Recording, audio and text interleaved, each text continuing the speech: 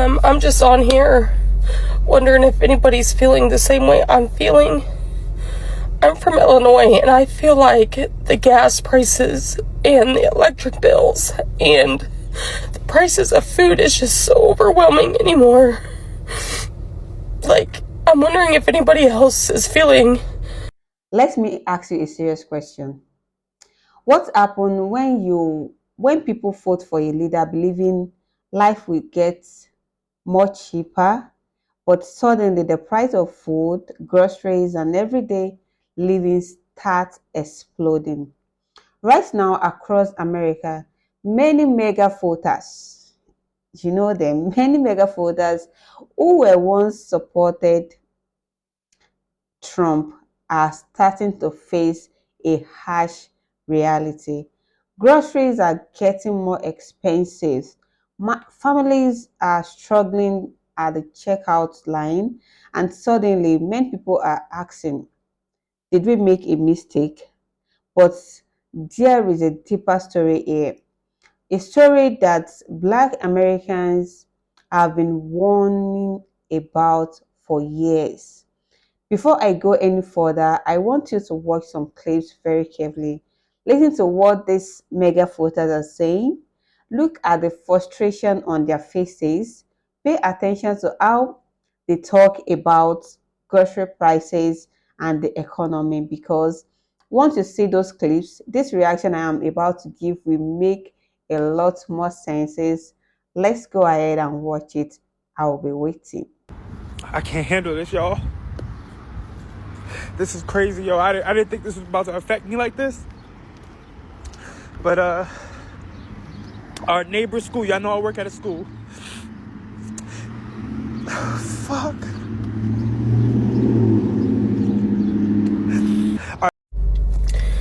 Hey TikTok, I'm just on here wondering if anybody's feeling the same way I'm feeling. I'm from Illinois, and I feel like the gas prices and the electric bills and the prices of food is just so overwhelming anymore. Like, I'm wondering if anybody else is feeling like they're drowning and they can't get out. I work overtime, and Okay, I just got done with Walmart. If you saw my video just a little bit ago about how much I spent for just 29 items. I had to use my credit card because I couldn't afford it. I'm a single mom. Come on, people. Trump, everybody, lower the grocery bills. We gotta eat. We gotta feed our kids. Come on. Really, take this seriously. Trump, the administration, anybody listening, please. The price for 1 pound of ground beef is now more than the federal minimum wage, guys. How crazy is this? And like, how far are they going to let these grocery prices get before they realize that regular people can just not afford this crap? Like, right now, let's do a comparison. Let's use like a couple big chains at where I live. I'm on the West Coast. So we've got like Albertsons, we've got Vons, we've got Stater Brothers, which I think is kind of like a West Coast thing. All of those are about twice the price of an. So at this point, I really have to ask what the hell is going on in America, because I literally bought 4 items from the supermarket, right? And most of them are on sale. And I'm wondering why and how it came out to $14. These are the items that I bought. I got some okra, some noodles, some dishwashing liquid. If you just zoom out on the data, we also have a very clear picture of how people feel. Polling shows about half of Americans say it's hard to pay for groceries right now. A majority blame the Trump administration for this. And 27% of people say they have skipped medical care that they would otherwise choose, meaning what they consider necessary regular care or health care, because of the cost. This is the real-world environment of a president who ran against high prices. Now, the Democrats love to push an agenda, regardless if it's true or not. And here's a perfect example. Yesterday, the Democrats' X official account posted this chart saying Trump's America and blaming U.S. grocery prices reached record high in 2025. Funny part is, This chart only goes through October 2024, and it also shows President Trump's first term on this side and the last. Am I the only one that's seen these insane prices? I'm here at the supermarket. I have a flyer from December 2024 when Biden was president. It's September 2025. Trump is president, and prices are just getting out of hand. Check out some comparisons. All right, so for starters, let's look at this. Bertolli extra virgin oil, $14.99 in December of 2024. Now, $18.99.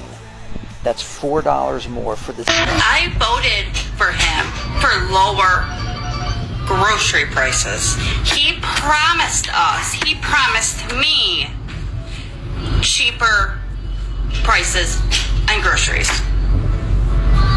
And that has not happened. Not only has that not happened, I am getting my food stamps taken. I am getting my cash assistance taken. I am getting my Section 8 taken. I am getting all my welfare governments taken.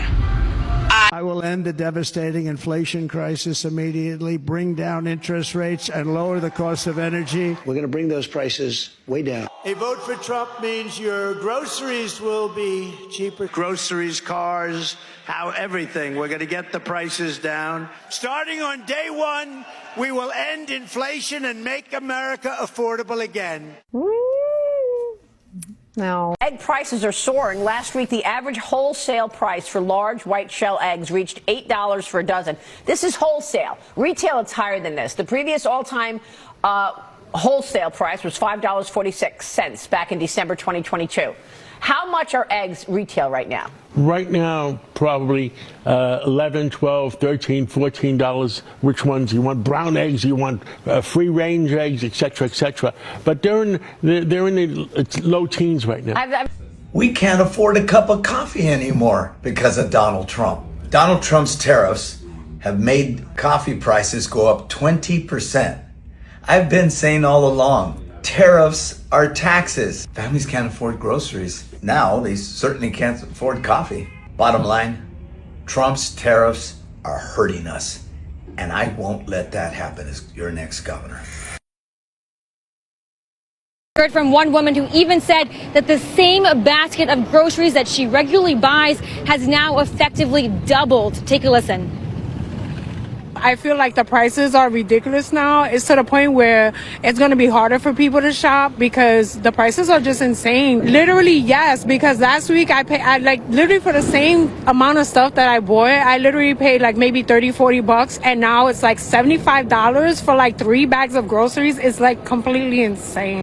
I mean, just your costs are up versus a year ago. Groceries, 85%. Utilities, 78%. Healthcare, 67%. Housing, 66%. Gasoline, 54%. The bottom line is this. Americans feel like prices are rising in each and every single part of their lives, rising ever climber, and they just don't feel like, Kate Baldwin, that they can catch a break. The Treasury Secretary in new comments kind of dismissed the impact tariffs is having on inflation, also saying that prices are going to be coming down. $6.15 fucking cents for a half a pound of Greek hot sweet peppers. What the hell? Is this what you voted for? The highest fucking food cost I've ever seen in my entire life? $9 for some damn pizza sauce. $10 fucking for a small pack of Starbucks coffee. Oh my God. Got a dang sweet treat for the dog. $20. Sweet treat for the dog. Lloyd, what's the message? Jesus died on that cross so we could live, and this is not living. Amen. I respect that. Grocery prices are better, gas prices are down. Affordability is a big issue, and everything is more affordable since President Trump has been in office. And we're all making a little more money, I think. The economy is improving with President Trump. Right now, I'm not seeing much for myself. I'm a small business owner. I have a flower shop here, and I probably just experienced the worst Valentine in my 45-year career as a florist. I'm not sure if it being on the week. Let's recap Trump's State of the Union. A snooze fest full of outright broken promises. And America is paying for it literally. I'm also confronting one of the biggest ripoffs of our times, the crushing cost of health care. Nope, there is no health care plan from Trump. He is actually the reason why premiums are more than doubling. And he passed the largest cuts to health care in history. All right. Now that you have seen those clips, let's talk about what is really going on here. Many mega voters believe that choosing our leader, Trump, would bring cheaper living costs, stronger paycheck, and relief at the grocery stores. But what we are seeing now is frustration. People walking into grocery stores and realizing the same basket of food now costs much more than it used to. And suddenly the conversation is changing. Here is the reality many people are waking up to. Economic promises during campaign often sound powerful, but real life economy is complicated. Politics around trade, tariffs, corporate taxes, and global supply chain can push prices up instead of down. When leaders promise simple solution to complex economic problem, voters can end up disappointed. And that is exactly what many mega Americans appears to be experiencing right now. Food prices are one of the most sensitive indicators of economic stress. When groceries become expensive, every household feel it, but some communities feels it's more than others. And this is where the conversation become important to Black Americans. Black communities in the United States have historically been the first to feel economic pressure when prices goes up, when wages stay the same, when rent increases. Black household often carries the heaviest burden. That is not just opinion. That is economic reality shaped by decades of inequality, wage gaps, and limited wealth accumulation. So when grocery prices explode, it hits communities that were already working twice as hard just to stay stable. But here is something else worth recognizing. For years, many Black voters have been extremely cautious about political promises.